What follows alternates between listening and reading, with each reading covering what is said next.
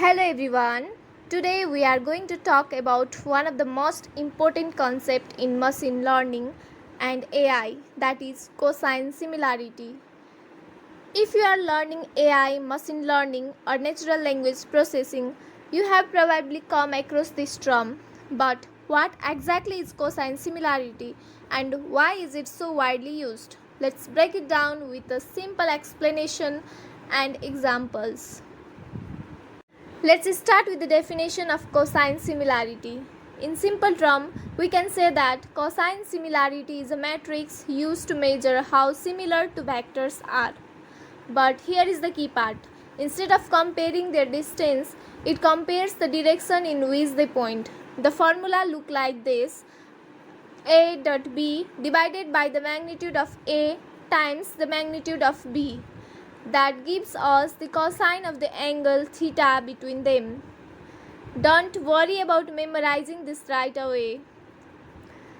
A dot B is just the dot product of the two vectors, and the two vertical bar means magnitude or the length of each vector. That angle theta between the two vectors, that is really the whole idea. Let's now go deep into the concept of cosine similarity with the help of example.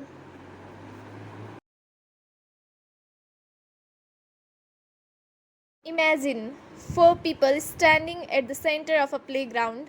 I ask each of them to walk in a direction.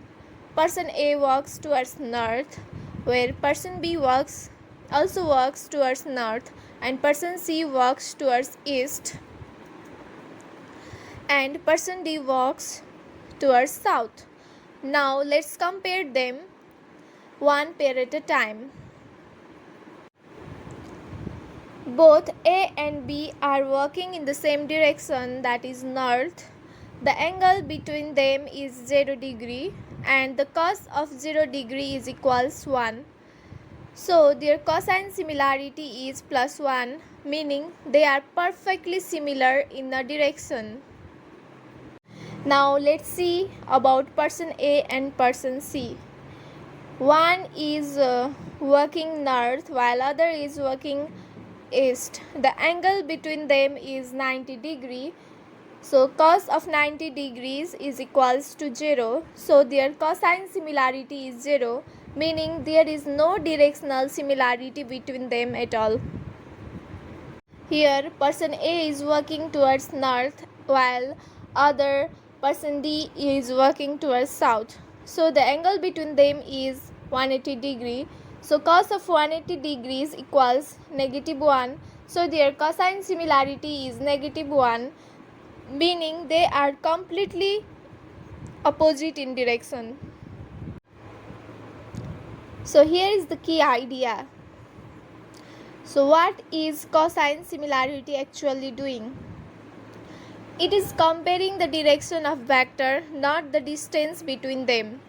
0 degrees give us +1, that is same direction, and 90 degree give us 0, means no relation, and 180 degree give us -1, that means opposite direction.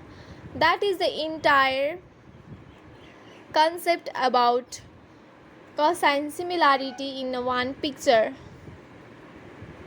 Let's see it with real numbers. Let us consider we have two short movie reviews and we represent them as vector based on how many times the word great appears. Vector A is 4, 0. It uses the word great 4 times, and vector B is 2, 0. It uses it 2 times. Now let's calculate. The dot product of A and B is 4 times 2 plus 0 times 0, which give us 8.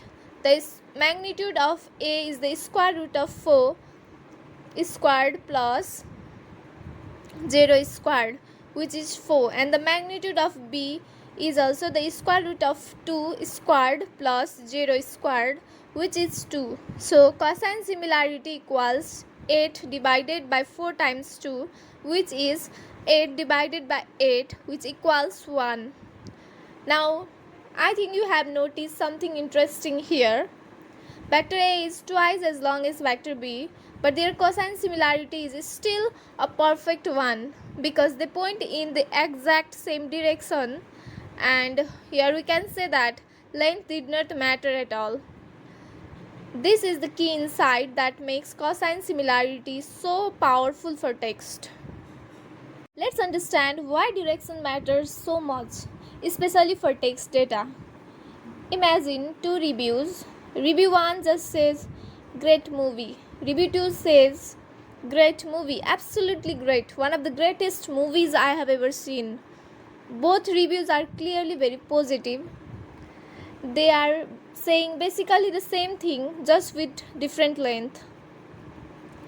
But if we turn these into vectors based on word count, review 2 ends up with a much longer vector, especially because it uses more words.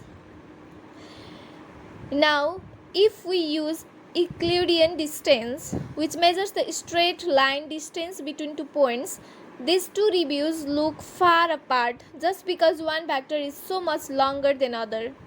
But cosine similarity ignores that length. It only looks at the direction both vector points in, and since both reviews are positive in the same way, their cosine similarity comes out very high, correctly telling us they are similar in meaning. This is exactly why cosine similarity is the go-to matrix in NLP. It cares about what a document is about, not about how long it is.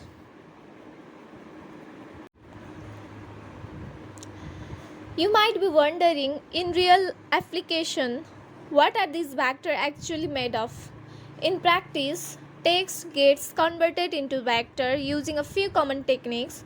First one is TF-IDF, which gives us word frequency based vector. Second one is word embeddings like word to vec or globe. And third, sentence or document embedding from transformer model like BERT or OpenAI embedding models. Once text is turned into numbers this way, cosine similarity is used to compare how close two pieces of text are in meaning. One quick note I want to say is that with word-based count vector like TF-IDF, the values are never negative. So in practice, you will usually see cosine similarity scores between 0 and 1 rather than the full range from -1 to +1. Cosine similarity powers a lot of technology we use every single day.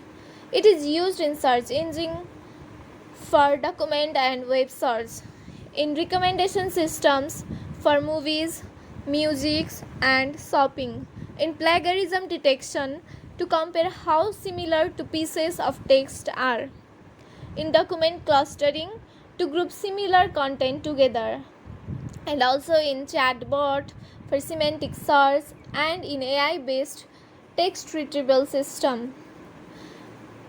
Basically, whenever a computer needs to compare meaning or content, cosine similarity is likely involved somewhere behind the scene. So let's bring this all together.